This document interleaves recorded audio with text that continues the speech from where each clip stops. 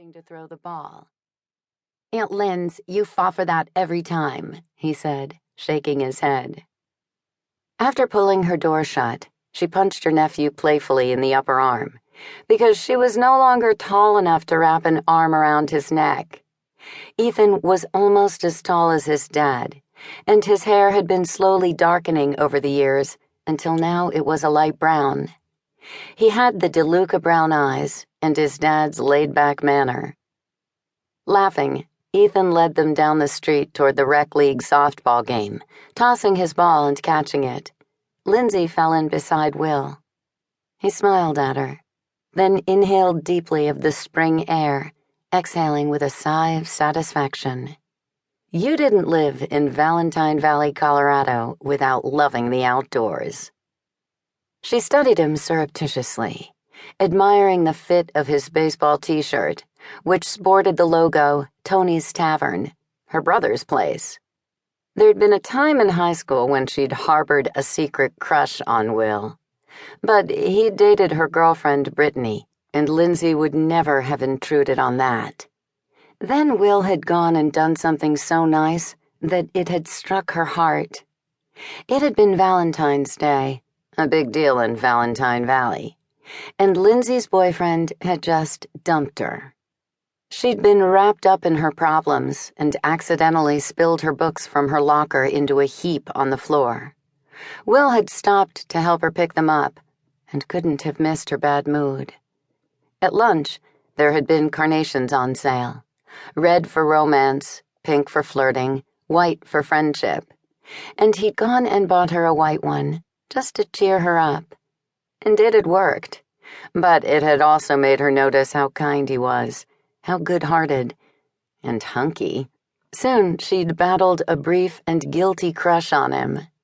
That crush had been forgotten when Brittany had died in a terrible accident. Lyndsay had long ago put him out of her mind. And onto paper. She winced, then smoothed over her expression when Will glanced at her. Ethan lobbed the ball to Will, who caught it and tossed it back, along with some good-natured jibes. Somehow, without noticing it at all, she'd made the hero of a cowboy in Montana a lot like Will. She'd created Cody by taking the characteristics of some of her favorite celebrities and randomly picking sandy blonde hair and hazel eyes. She hadn't thought anything of it until last week, when a blogger had asked who she'd based her hero on. At first, Lyndsay had answered that Cody was her own creation, but then the blogger had mentioned a scene that Lyndsay had previously written in revisions after her editor had asked her for a grand romantic gesture by the hero. And the realization of what she'd done had slammed hard into Lyndsay. That scene was a version of something Will had done for Brittany. Cody was a lot like Will. She didn't want to believe it at first, couldn't let herself accept that she'd made such a foolish mistake. She'd long since moved past what she'd thought of as a schoolgirl crush. Over the years, her heart might have given an occasional kick when Will had been around, but she'd put that down to admiration for the man he'd become. Now, watching him amuse her nephew, aware of that soft spot she'd always felt for him rising right up through her chest into her throat, she had to face facts. It was really true. She'd made Will Sweet the star of her romance novel. Maybe he'd never realize it.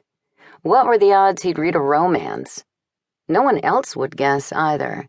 Different name, different state, although her hero was a cowboy. Though the shadows were starting to lengthen and a chill began to seep from the ground, Will still thought of it as a beautiful late spring day in a paradise that was Valentine Valley. And he would be spending the evening playing softball with his friends, like he was a kid again. Walking with Lyndsay really was like he was back in school, hanging out with the De Lucas. Lyndsay'd been a friend as far back as he could remember, but it wasn't as if he was blind. She'd always been gorgeous, and so smart that he used to enjoy watching her question